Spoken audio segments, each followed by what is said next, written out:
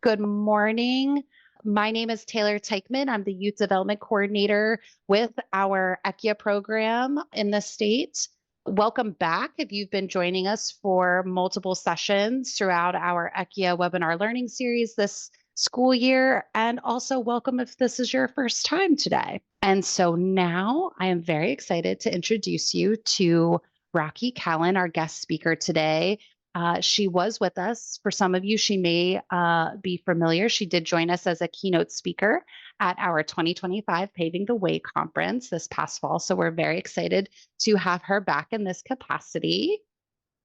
Rocky Callen, the daughter of an Ecuadorian immigrant, has long lived a life of service ever since she was a 13-year-old advocating for the undocumented immigrants in her community. She interned at NASA at the age of 12, started lobbying Congress at 13, and wrote and produced student radio stories for NPR at 14. She was a behavioral therapist for over 10 years.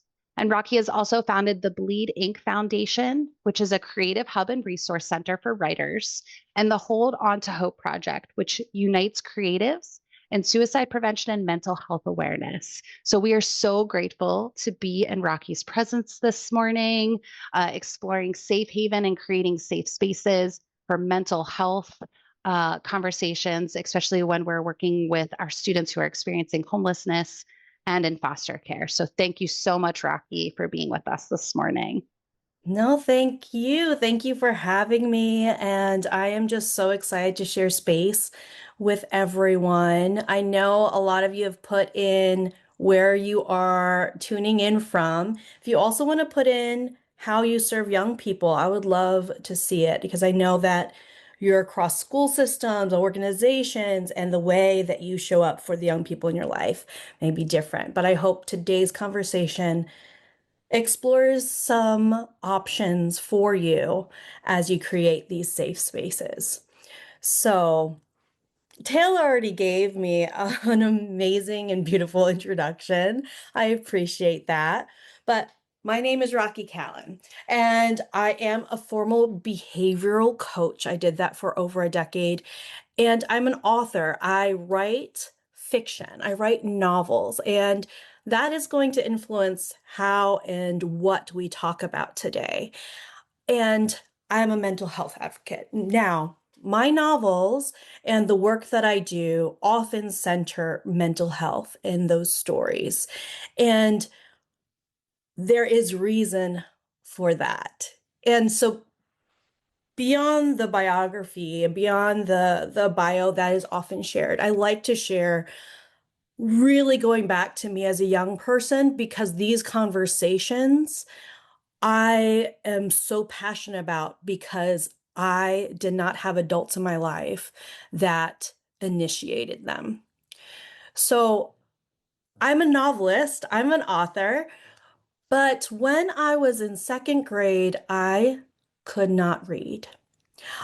And at that age, for a lot of young people, that is when they are really starting to pick up words, pick up vocabulary, reading books. But I struggled. I did not know that I had dyslexia.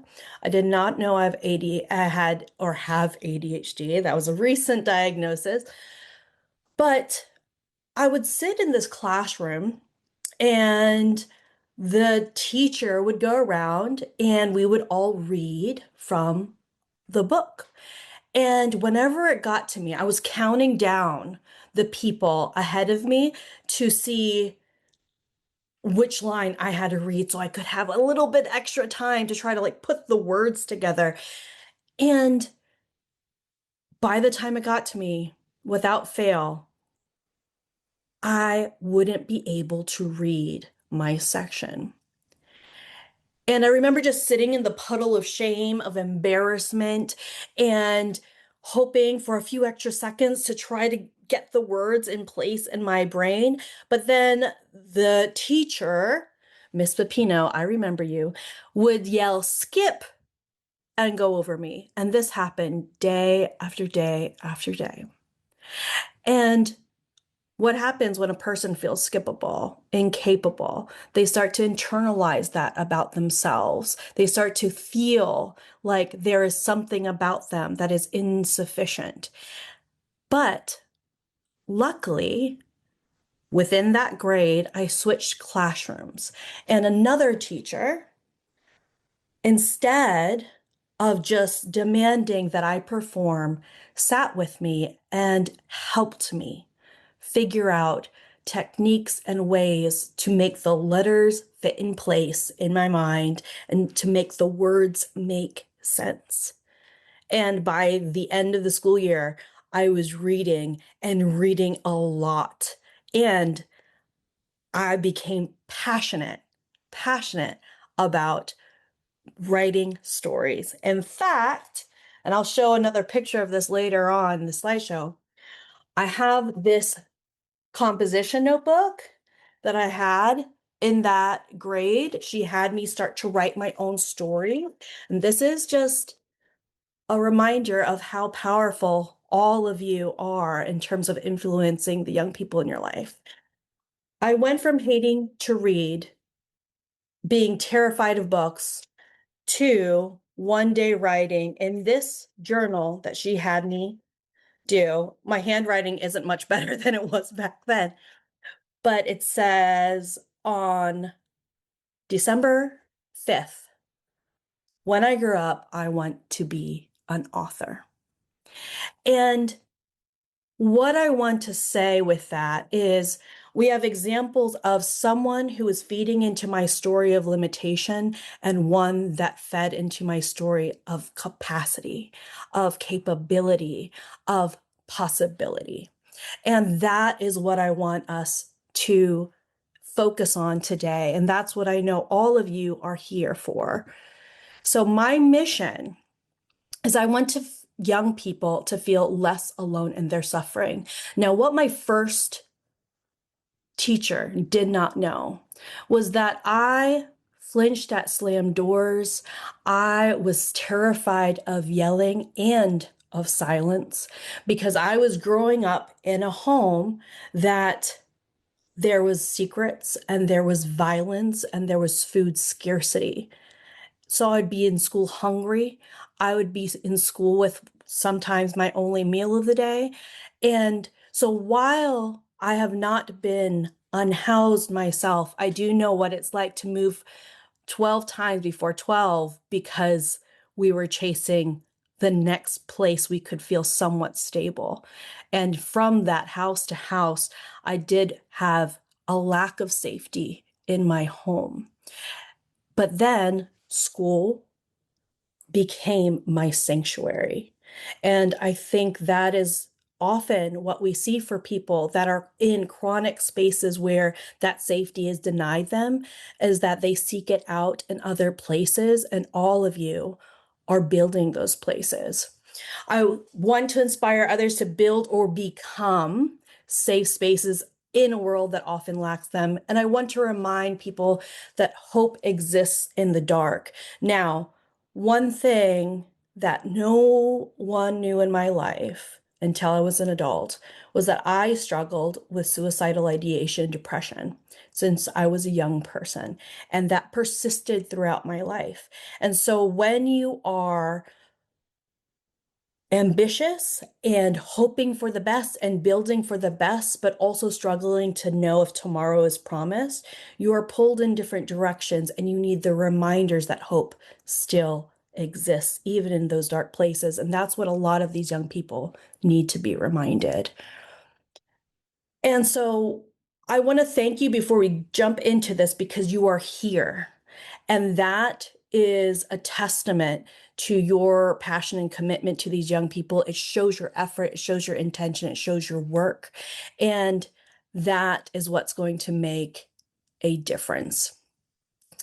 Now, as we dive into this, this is what I want you to know. If you don't know it or not, you are a storyteller. I'm sure there's writers in here, and that's awesome. I'm sure there are storytellers that understand, like they show up to the page and they click away. Yes, absolutely. Like hit me up after the chat. Love to meet you. But even if you don't write stories, not trying to write books or anything like that, you are a storyteller. We all are. Because just like I mentioned, with those two teachers, one teacher was telling a story about my limitation, and the other teacher was telling a story about my capabilities. Our brains are storytellers.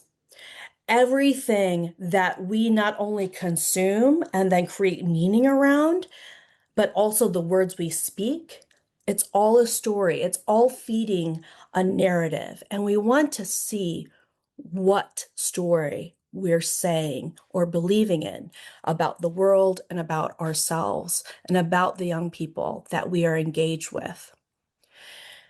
I love this quote. And I grew up where mental health was not a subject that we talked about. It was something that we hid. That's why I didn't get a diagnosis until adulthood. That's why even my husband didn't know that I struggled with suicidal ideation, is because I had so much shame. And these conversations, I love this quote for this. It says, "Shame dies when stories are told in safe places." And one of the things is we're going to talk about, of course, creating safe spaces like in our environment and experiences that we do at the very end. But before we can do that, before we can build that bridge, we have to be a safe space.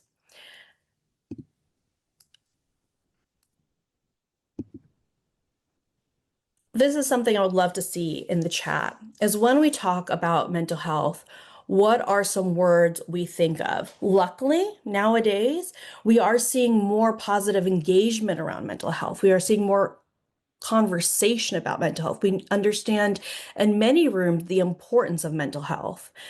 However, I am the daughter of a Latino immigrant. I have my whole family is immigrant family.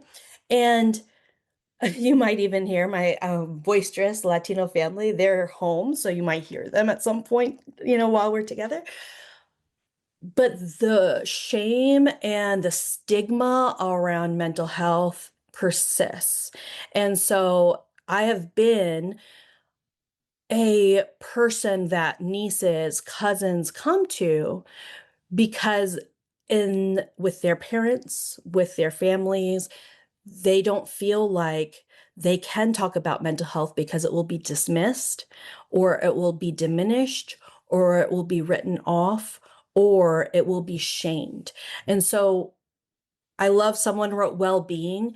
That is a piece of that, how we're changing the narrative, how we're already telling a new story because we're creating positive associations with mental health and with the importance of mental health. And that is the basis of the whole conversation. Now, when we're looking at the backdrop of this, we are looking at mental health. That's something that I go around the country and I speak a lot on, the intersection of art and mental health, storytelling, mental health, community, and mental health. But what we're talking about here is not only just mental health, which there are staggering statistics about for young people, but also how each year an estimated 4.2 million young people in the United States experience a form of homelessness. Now, when we look at the statistics around mental health, not even the statistics, but just the experiences when you're looking at the intersection of identity and experience and mental health, these things amplify each other. So when you're looking at this population, you're looking at people that often are denied accessible resources, that don't have the stable home, that often face food scarcity and are living with persistent trauma in different areas. And that all amplifies this mental health situation. So with mental health alone, nearly 50% of all mental illnesses are identified or are experienced by age 14. 40% of high school students report feelings of persistent sadness or hopelessness, and over 5.3 million adolescents had a diagnosis of mental or behavioral health condition, and that has jumped in recent years. Now, like I mentioned, when we add homelessness to this equation, it amplifies everything. And so high school students experiencing homelessness are more likely to have feelings of sadness and hopelessness, and can resort to self-harm and attempted suicide more often than their peers who do not experience homelessness. And students experience homelessness are 3 times more likely to attempt suicide compared to stably housed youth. These statistics are staggering. And often I know that you all are at the forefront of being able to know when these young people are unhoused. But again, just like sometimes the mental health conversation, families and young people can often try to hide their situation, either from embarrassment or from fear of what that could mean for their family unit. There's so many different pieces that feed into that, and that they hide the reality of their circumstances. Taylor just wrote in the chat, in Pennsylvania, over 50,000 students, so just in your state, were identified as experiencing homelessness. Now, we're going to jump into how we can start to hold this conversation together, how we can be initiating these conversations with our young people and within our communities. But I think the very first thing that we have to think on is the importance of modeling openness. Now, what do I mean by that? It starts with us. One thing that I experienced, I remember being in a leadership conference when I was a teenager, and I was tasked with being a leader of this one group where we were going to put on an event. And there was a peer leader who sometimes chimed in, but then there was also an adult leader who sort of was an observer, I thought was sort of grading what we were doing. And I went into it fully committed to putting on an incredible event. And we did experiences, we did all these different things. And by the end of the event, I was proud. And I remember the teen peer just kept saying, whenever I asked them a question, they said, check in on your resources, check in on your resources. So me, committed to books and wanting to be a writer, I went straight for the books. I went to the library. I was ingesting everything I could to try to build up this event to be what I thought could be really impactful. But at the very end, when I sat with the adult leader, who I had never approached or had a conversation with, I sat down on the high of putting on this event with other teens, and he said, Rocky, I'm really disappointed in you. And I remember feeling jarred because we had gotten such incredible feedback and everything went so well. And he said, you didn't utilize your resources. And I thought, what are you talking about? I utilize everything at my disposal. And he said, you never came to me. And what he didn't realize is that at that point in my life, I did not identify adults as resources. I identified them as someone to fear or as someone to impress or perform for. And so when we're talking about these conversations and the importance of being present and being safe spaces, the very first piece of that is to model a level of openness so that we can be approachable. It is not about us trauma dumping or sharing everything about our lives. We're allowed to have boundaries, of course, but it's really important for our young people to know that we are not perfect. and we don't have all of the answers. And I think that is something when I'm talking to librarians or I'm talking to students, or not students, teachers, or different organizers about these different pieces, is that people fear the conversation because they don't know all the answers, or they're not therapists, or they're not psychiatrists. And so they don't know if they can really engage with the material. But we don't have to be perfect, and we don't have to have all the answers. In fact, saying, I'm overwhelmed, I'm stressed, it's been a difficult day, are all starting to give language and model language about emotional literacy to young people that are often struggling with it, which we'll talk about a little bit later. But it is our humanness that makes us approachable. It is what makes us accessible. And so don't fear not knowing everything. And when you have the opportunity, show that sometimes you make mistakes, something that we do often in my home, but also when I'm in a community of teens, is I talk about the mistakes I've made because I want to normalize the fact that sometimes we fail and sometimes we make mistakes, and yet we can still keep going and we can still initiate conversations that lead to solutions. So our openness builds this model piece, this piece of the foundation to start to have these safe spaces and conversations.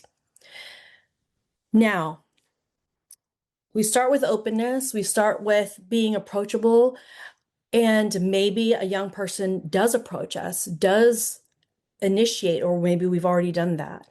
Something that we often see is people rushing in to fix things. But the issue is that young people often feel invisible. In fact, I found the statistic that 81% of youth experiencing homelessness report feeling invisible or ignored by adults in authority roles. And what's amazing is that the response to this, to make this a more positive outcome, is that youth who report at least one adult, and look how many adults we have in the chat, it's incredible, at least one adult who really listens significantly, they have significantly higher resilience and lower depression rates. I know that would have been life-changing along my journey at different intersections of it. And that a single supportive adult relationship reduces suicide risk by as much as 40%. That is incredible. That is the importance of acknowledgement. Now, when I talk about acknowledgement, I want us to talk about how, again, this is another foundational piece. Acknowledgement regulates the nervous system.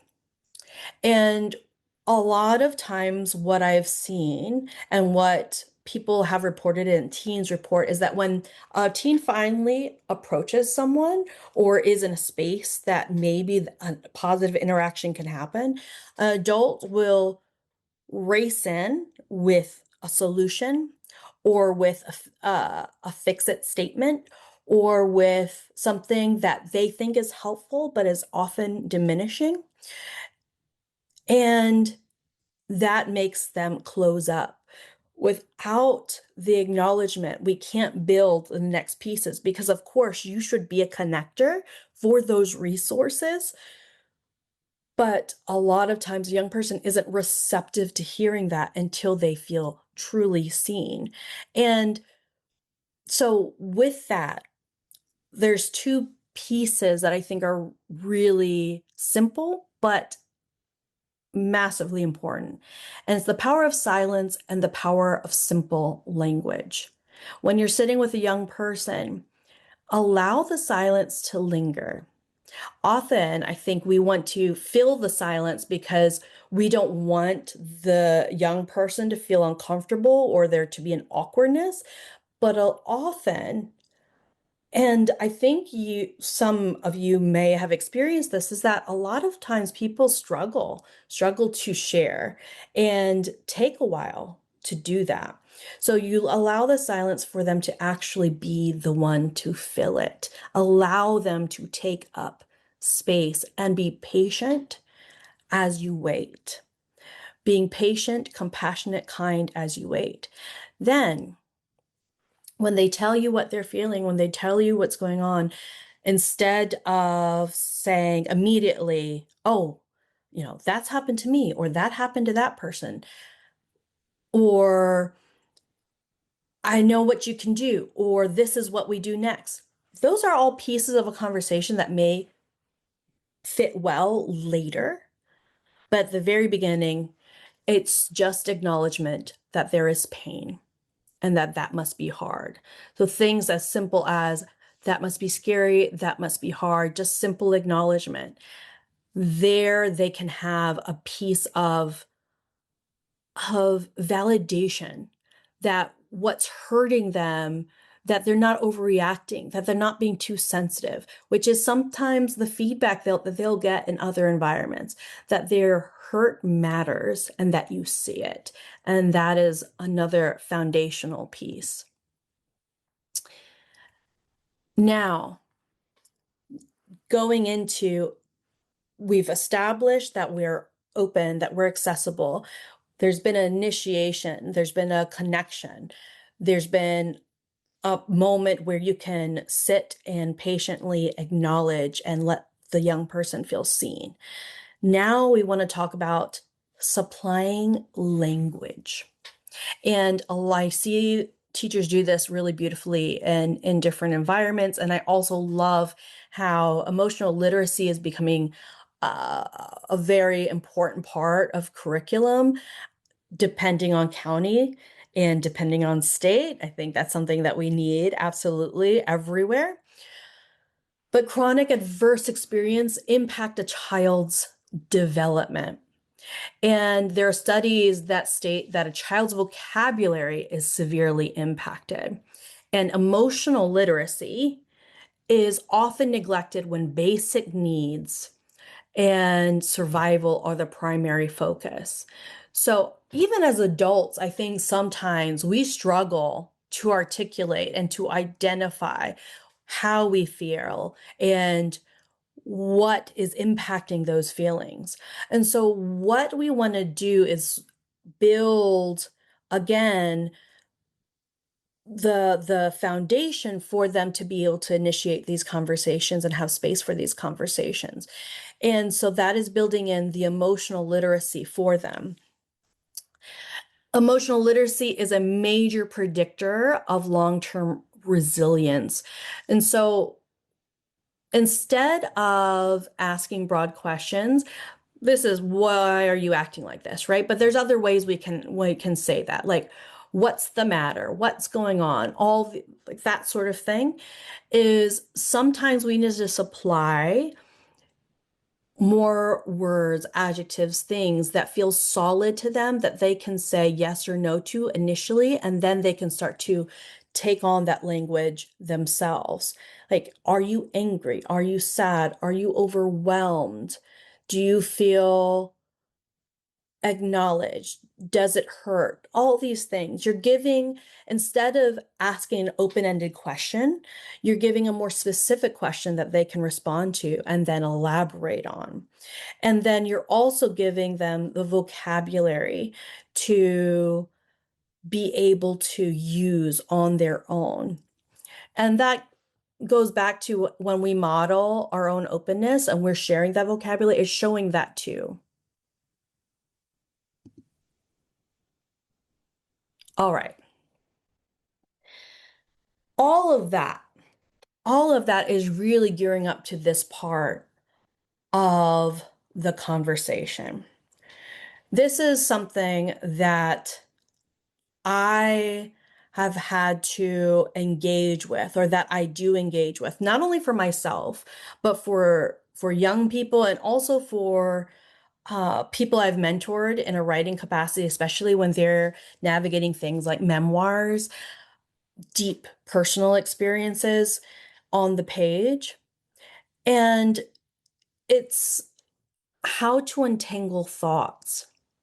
Now, remember what I was talking about earlier today with the two teachers and how when a teacher speaks over us, and this is not just teachers, like home environments and experiences that impact our lives, we can take that and we can make it mean something about us and who we are. So we're looking at people that are often in living in a survival mode or living in an insecure environments.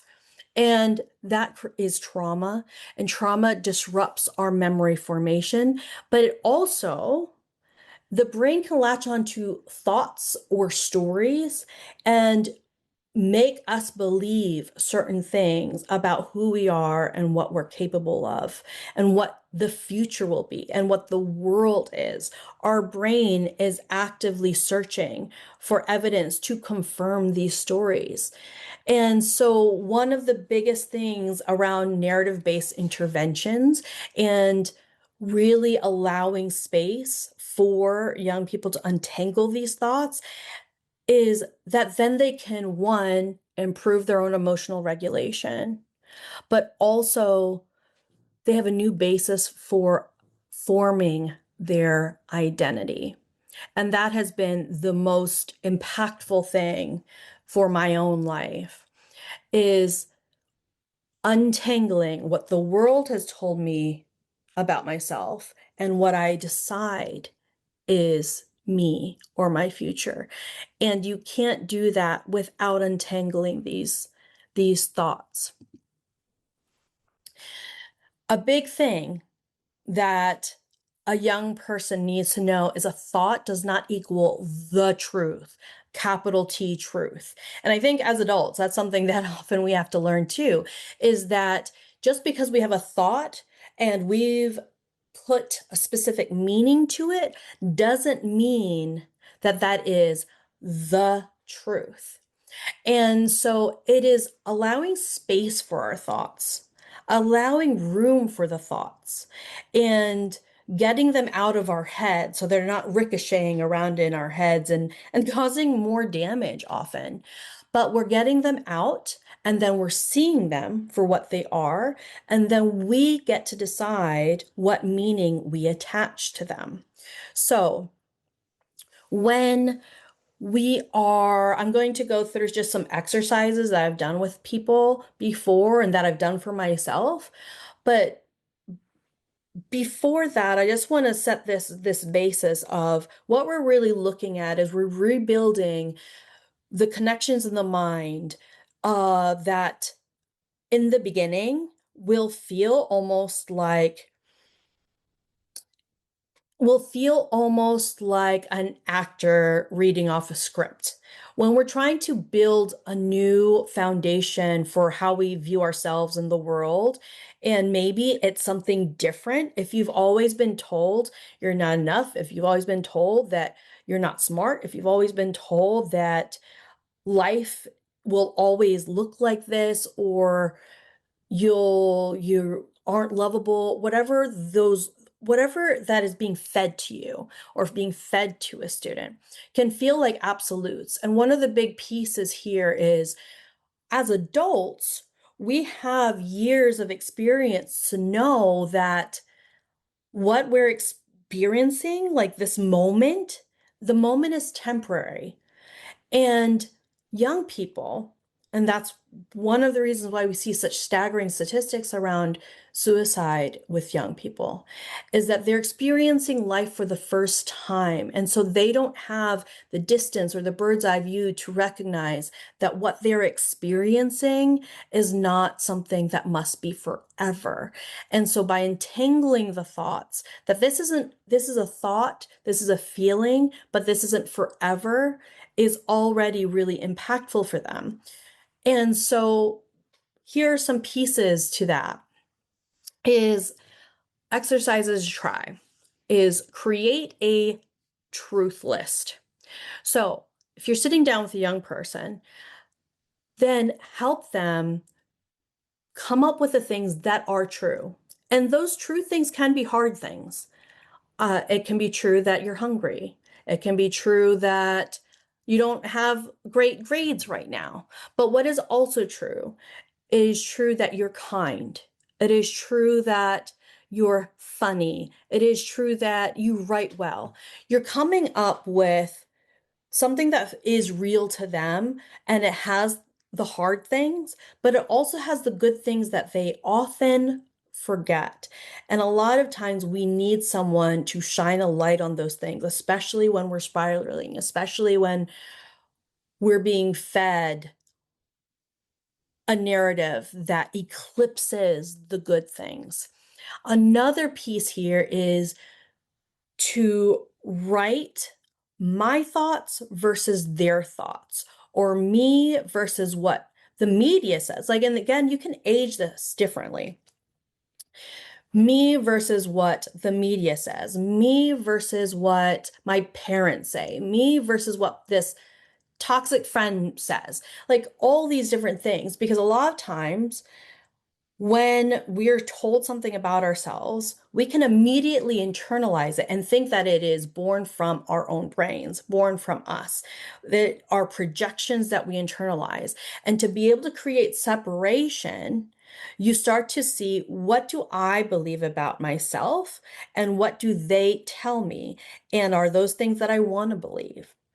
Now, another piece, when you have trauma and when you have mental health issues, my mental health, I have a lot of my behavioral work was done with people who had severe OCD, and then my own mental health is deals a lot with rumination and negative spiraling. And when you're in those cycles, when you're in that period of rumination, when you're just feeling stuck in the loop, it is hard to interrupt it. So, having a rumination journal is saying, I am going to have a space where I can put these thoughts. They might be ugly thoughts, but I can close this book and I can return to it when I have more thoughts. But a lot of times, what happens, the brain doesn't want to forget. The brain wants you to remember that you feel like you suck, or that you did a terrible thing, or those people don't like you. It's trying to keep it current because it's trying to feed into your behavior to ensure your survival in some way. It's a biological need to want to feel belonging. But what we need to do is we need to put those thoughts in a safe space. So, one thing that I've done is I have a red journal and I have a red pen. It's very writerly of me. And so I will have this on my desk. And whenever I have a bad thought, I'll write it in this book. And then I have my own little ritual around it. Also, the red pen, very old school. It's like, these are the things that I want to edit out of my life, is writing them here and then saying, okay, I got you. I have a thought. I'll refer to you when needed, but right now I don't need you. As again, you're creating opportunities to create separation from the negative thoughts and the reality and the moment and their relationship to their body in the present. And then another thing that I do with almost every single young person when I meet them is to create an evidence list of the possible. Now, sometimes people will talk about manifestation journals, some people will talk about vision boards, whatever, however you want to put language around it. But what you want to do is create a space for a young person. Maybe it's a journal or a poster board, whatever it is. And there you're listing the possibilities, the things that they dream about, the things that they desire, the things that they're good at, and that where it could lead them in the future. What positive trajectories exist? Because when you're dealing with a very difficult moment in time, whether it's being unhoused or being in foster care or being in environments where you don't feel seen, and then you pair it with mental health and the difficulties around that, it's very hard to see beyond the moment. So what you're doing is you're helping them build a bridge. You're helping them build a bridge to a future that they can actually root for and bet on and believe in and be excited about. Now, for this, create an evidence list of the possible. I did this as a young person. So I went from in the second grade not being able to read to lobbying Congress, being an intern at NASA, being an intern at NPR, and graduating and going into college at 16, all these things that old me would have felt was an absolute impossibility. But I got very good at creating these lists of possibilities for myself because I wanted to build myself a ladder out of my dark place. And that's what you're doing. And so my journal was one of the first things on the possibility list of being an author. It is when I grew up, I want to be an author. And then there I was years later seeing a book in Times Square. And so it is important to, even when I'm saying modeling openness to students, another piece of that is sharing these sorts of moments, things where something felt impossible to you, but you accomplished it, or something felt really difficult and yet you overcame it, because they lack the personal experience of knowing that things can be overcome and can be achieved even from a state of difficulty. Maybe they have some experiences of that, but showing that more allows for them to be able to create more opportunity in their mind.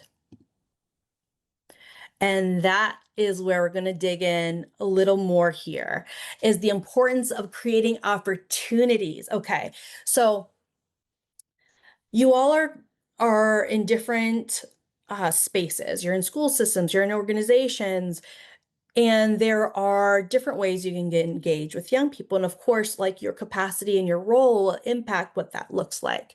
But I'm going to share some of these things, and then I'm going to share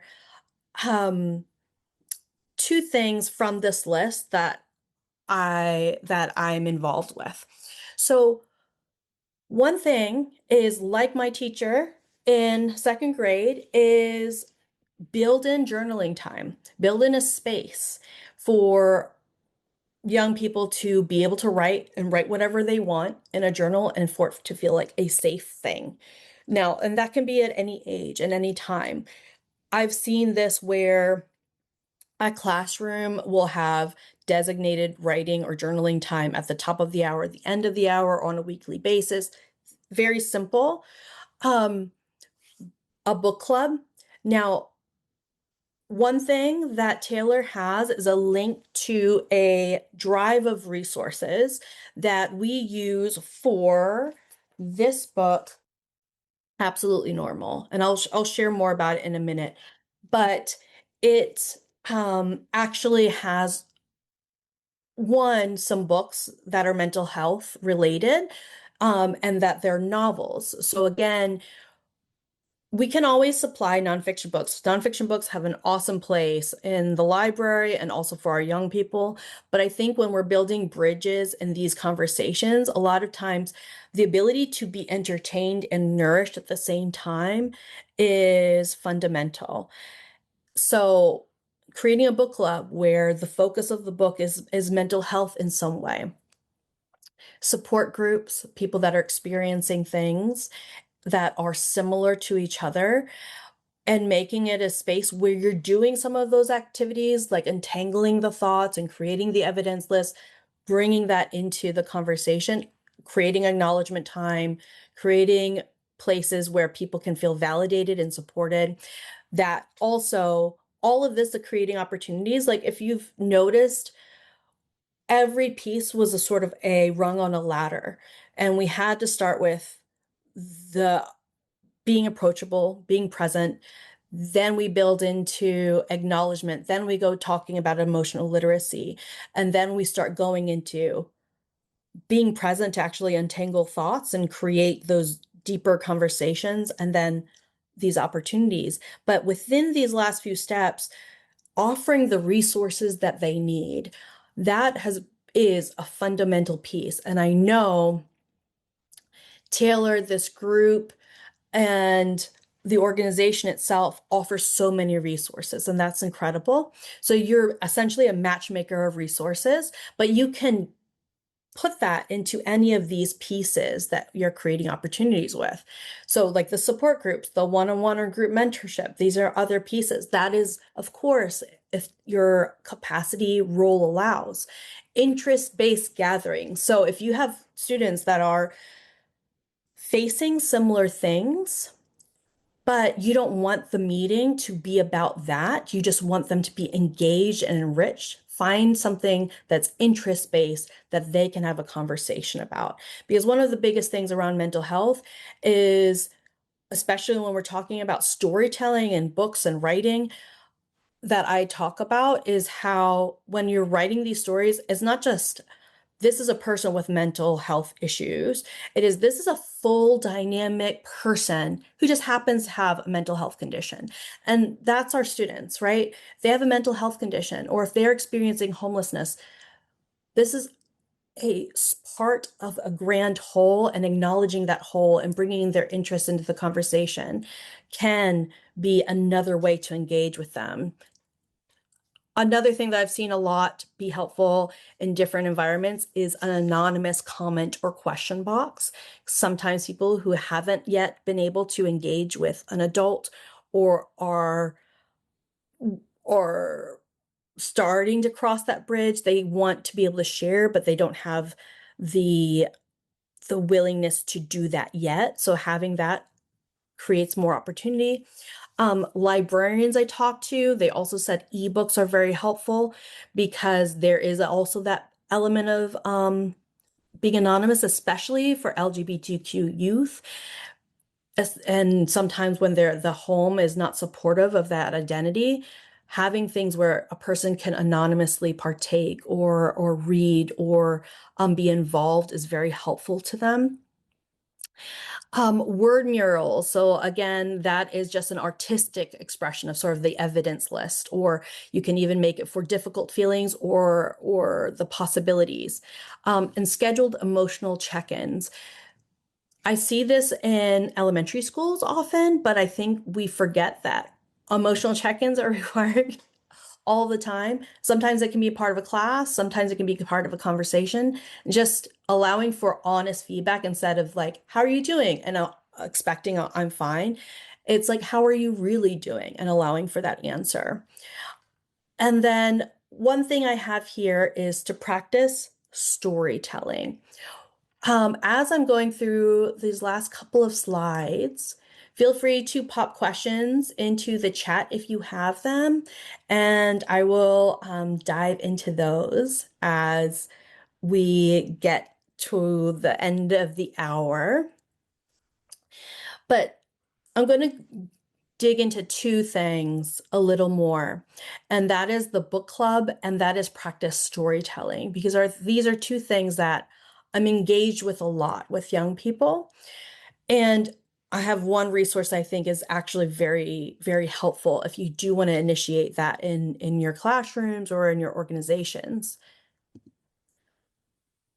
The first is if you're talking about book clubs, and we actually went to universities and were part of, they use this as a first year seminar for their freshmen. But it's like older middle school, high school oriented. But what it is an anthology that I co-edited of short stories, fiction short stories that all center a character with a mental health condition written by an author with a mental health condition and the mental health condition that they're writing about.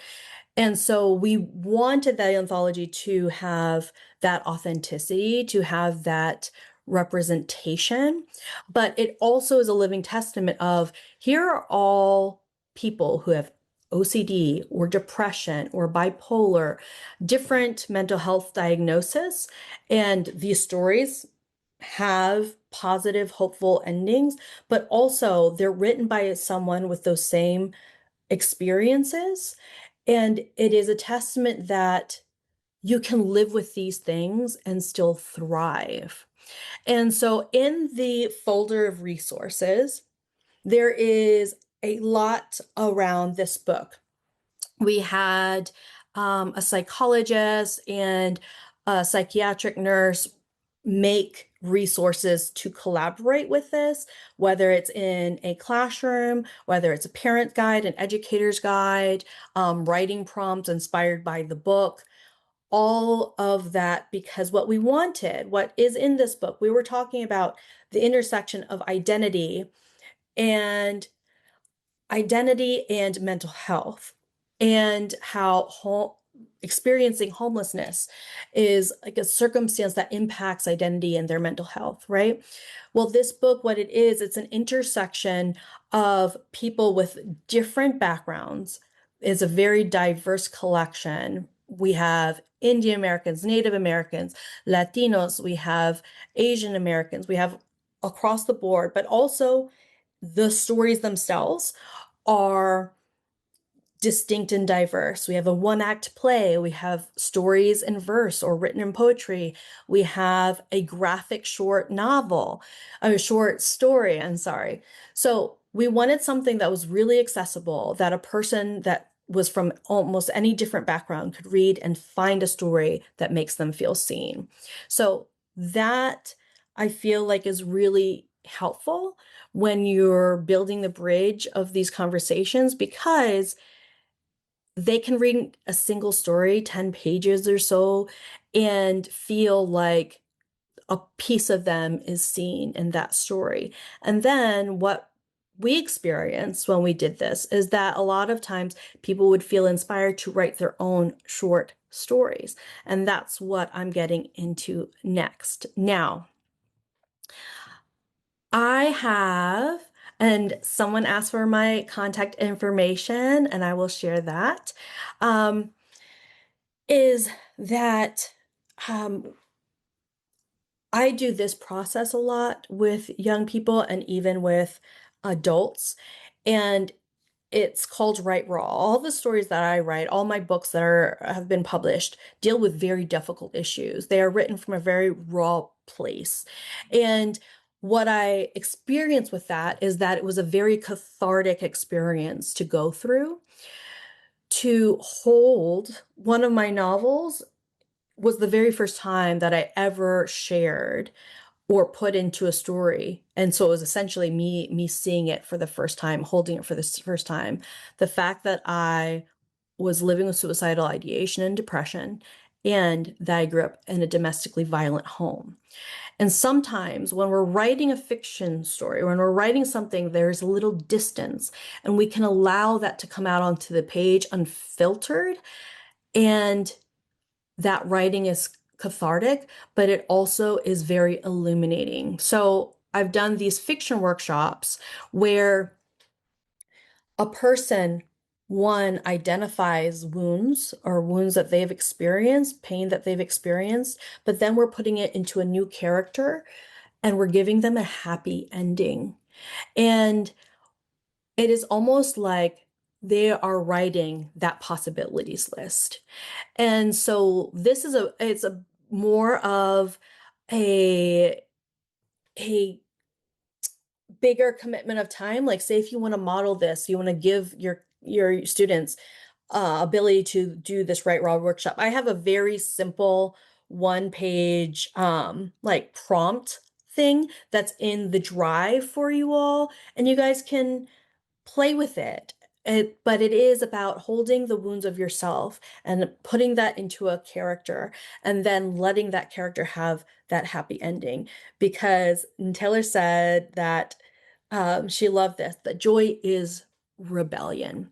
And our young people deserve that joy. So I am just going to end with this quote. And I see another thing pop in the chat, and I'll look at that in a second. So when we deny our stories, they define us. When we own our stories, we get to write a brave new ending. We are all storytellers, and I am excited to write a brave new story with all of you. I am going to look at the chat really quick. Somebody asked for contact information. I'll be sure to share that. And then Taylor mentioned an evaluation for your credits today. And she also shared the resources list, and it's a Google Drive. And then if you have a specific resource for finding additional fictional novels at the high school or adult level that have a character struggling with mental health. So, yes, we have in that drive, there's a list of novels there for mental health and that are fiction novels and that we've seen used successfully in classrooms. So it'll be there. And do you have any resources for youth that are homeless with mental health, 19 years old, just graduated? So when you're thinking of those resources, I imagine Taylor could maybe there's connections for the kind of resources I think you would be most interested in, because I'm not sure for Pennsylvania what I could share. But that is such a unique piece of this timeline, right? Because we have people that are in high school and then graduate and then are going through all these different circumstances and difficulties without the support or without the container of school. And a lot of times when I've seen that in my area, it is, and Taylor just sent an email for that, for you to reach out for that, is we try to find places, and I'm in the DC metro area. We try to find places that are like support groups or like continuing education spaces, even if that's not the route they want to take, because a lot of times there's resources there. Hmm.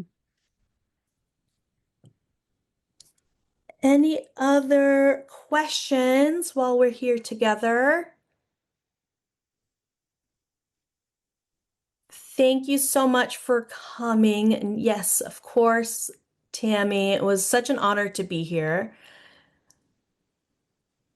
Like I mentioned before, it is people like all of you that are making the difference, that are initiating these conversations, that are making these changes possible for our young people to feel less alone. And I think that just your presence here shows the kind of leader in your communities that you are. And I am just so happy for the young people in your life that they have you. This was so wonderful. Thank you, Rocky. I know I was like jotting notes, all the resources and tools you were sharing. I was like, oh my gosh, these are so good. So I was like also taking in a lot and taking a Great, lot of notes. So wonderful. we so appreciate you sharing your story, sharing your experiences with us, your resources. We're very grateful that you are here with us and sharing your knowledge with us. So thank you, thank you, thank you. Thank you to all of you. I am so honored to have been here and to share space with you. So we'll give it just about another minute, and then we'll go ahead Perfect. and close out the room. I did drop the evaluation, so please make sure you let us know, share your feedback. Next month, I did drop in the chat as well. Next month, our series is at kind of a special time. It's on a Tuesday, April 28th, at 10 a.m. Our ECHIA Region 2 team will be hosting that training. It's at 11 a.m., excuse me. And you can register for that over at our ECHIA webinar series webpage. So thank you all so much again for being here. Have a beautiful rest of your Wednesday. We're halfway through. You got this. Thank you. Thank you. Thank you again, Rocky. Thank you to And everyone. and we'll go ahead and close out the room.